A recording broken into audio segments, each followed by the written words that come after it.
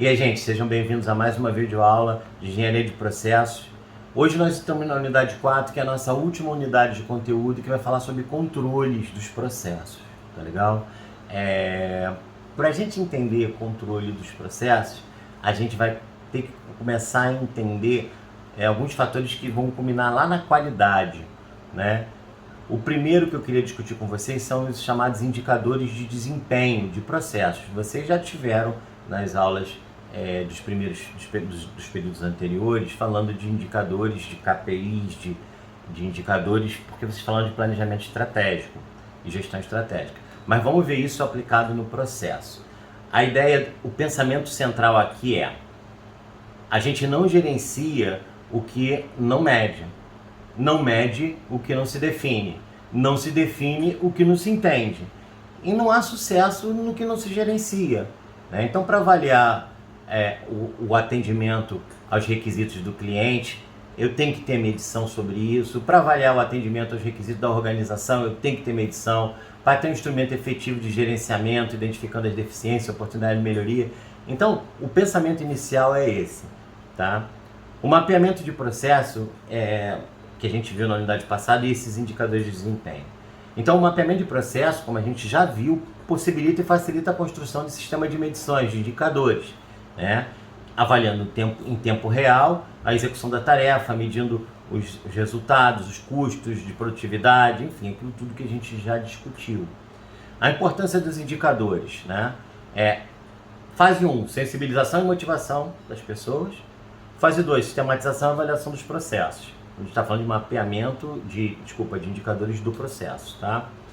Para o planejamento, quer dizer, gerenciar racionalmente a organização, melhorar o processo sem custos adicionais, avaliar os custos da melhoria, a melhoria dos processos, avaliar os custos gerados pela falta de qualidade. Então, para o planejamento, né, a gente viu sensibilização, motivação, sistematização, avaliação dos processos e o que ele traz também para o planejamento, né?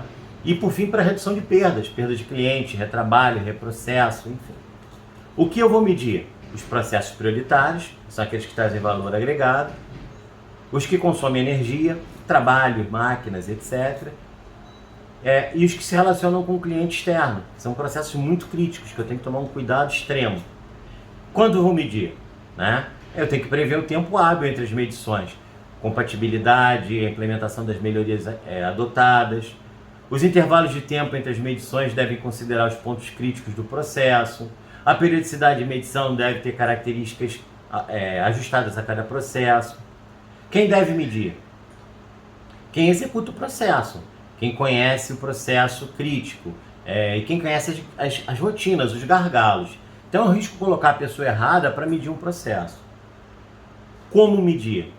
Aí não existe fórmula milagrosa. É questionário de satisfação, caixa de sugestão 0800, etc.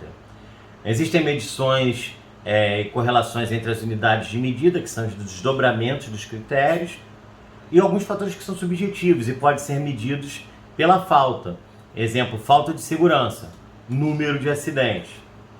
Alguns passos para medir. Quer dizer, eu tenho que estabelecer o plano de metas. Então, assim, baseando nos indicadores selecionados, eu vou traçar um plano de meta para a área, organização, em consonância com o planejamento estratégico. Passo 1, né? E uma outra questão importante no plano de metas é a análise do comportamento dos indicadores. A gente deveria transformar eles em gráficos para a gente entender e visualizar mais fácil. Tem aí para vocês algumas figuras que a gente pode discutir, que são os indicadores de desempenho, o que são fatores críticos de sucesso, que são fatores que são críticos para o sucesso do meu negócio, e alguns exemplos de indicadores, tá? Dando prosseguimento aqui, fatores críticos de sucesso são condições que devem estar presentes para que um determinado evento seja bem sucedido, né? Então eu trouxe aí algumas questões para a gente tentar entender os fatores críticos de sucesso, dar uma lida, uma figura para a gente discutir. Definições, e quando eu falo de definições, eu tenho que ter uma definição de algumas terminologias que são básicas. Índices, padrões, problemas e metas, né? Quando a gente fala de índices, padrões, problemas e metas, eu vou começar falando pelos índices. Então os índices são os resultados numéricos obtidos a partir desses indicadores.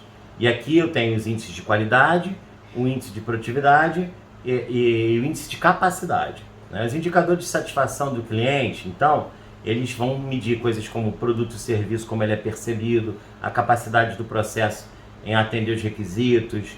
Eles podem ser aplicados para a organização como um todo, para um processo, para uma área. E assim, última coisa é basear em achismos, tá, gente?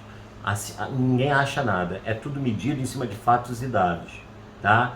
Uma outra questão em relação, sem ser os dados que são numéricos, são alguns critérios para satisfação do cliente, que eu deixei aí também uma figura com os critérios para a gente ter uma olhada e dar uma entendida.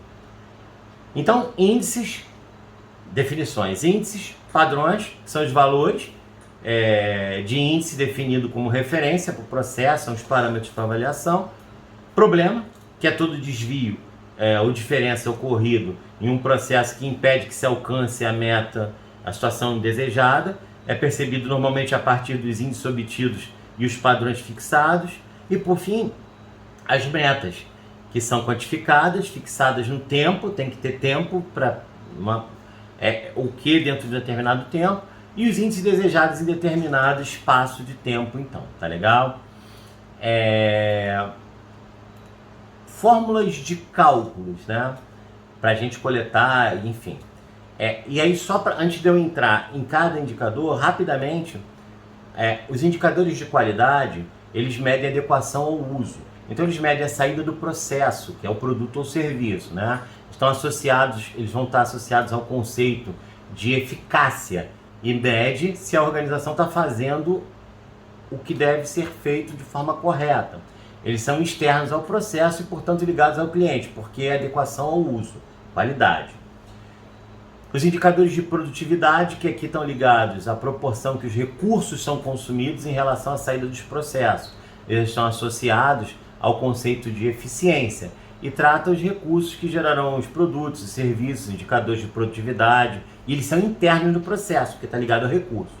E os indicadores de capacidade, que medem a quantidade de saída em relação ao tempo gasto. A capacidade, aqui no caso, é vista como a resposta do processo, através da relação das saídas produzidas por uma unidade de tempo. Tá? Um dos ciclos que estão aí para você é o PDCA, que a gente usa em termos de qualidade, e a gente está vendo aí qualidade, produtividade e capacidade, são duas figuras importantes que eu até vou voltar no final. Tá? Em termos de indicadores de qualidade, a gente tem os indicadores, a gente vai discutir isso na videoconferência, mas eu só queria fixar para vocês que a gente tem indicadores de não qualidade, quer dizer, a partir das perdas, né? Quando eu olho a perda, o erro, os indicadores de qualidade, que é quando eu olho o acerto, né? Os indicadores de não qualidade, eu tenho exemplos aí, vantagens e desvantagens que eu queria que vocês olhassem, e os indicadores. E tem exemplos também. Os indicadores de qualidade, que quando eu olho pelo lado do acerto, né, ele tem vantagens e desvantagens. Como ele é baseado na eficácia, o indicador de qualidade, tem aí ele como fica dentro do conceito de eficácia e a ineficácia, tá bom? Dando prosseguimento aqui, a gente vai falar dos indicadores de produtividade, que estão ligados à eficiência. E aí eu estou olhando o total produzido, recursos disponíveis, enfim. E aí eu trago algumas fórmulas, como eu trouxe no indicador de qualidade, para você entender produtividade, né? Como o recurso é gasto. No final eu deixei uma balança para a gente entender a questão da produtividade e qualidade, que é um dos maiores trade-offs que a gente tem na empresa. E por fim, o mais fácil de a gente entender, que é o indicador de capacidade, que está ligado aos produtos e serviços em função do tempo gasto, ok? Então, aqui a gente fecha as formas de calcular, né? Por fim, para a gente terminar essa videoaula, que ela está ficando um pouquinho longa, mas eu não queria deixar solto aqui, os processos redesenhados e a mudança organizacional, onde a gente está finalizando a unidade. Então, os principais atributos e indicadores que a gente tem quando a gente redesenha, né? Esses indicadores, o que eles trazem: praticidade, economia, disponibilidade, rastreabilidade, simplicidade, representatividade, adaptabilidade. E as consequências é que eles vão provocar mudanças mudanças de paradigma, de acompanhamento, mudanças vão melhorar os processos e vão trabalhar até de forma convergente o planejamento estratégico da organização. Com isso, nós finalizamos a unidade 4 e terminamos a matéria do semestre. Daqui para frente, amigos, vai ser mais estudos avançados e discussões, ok?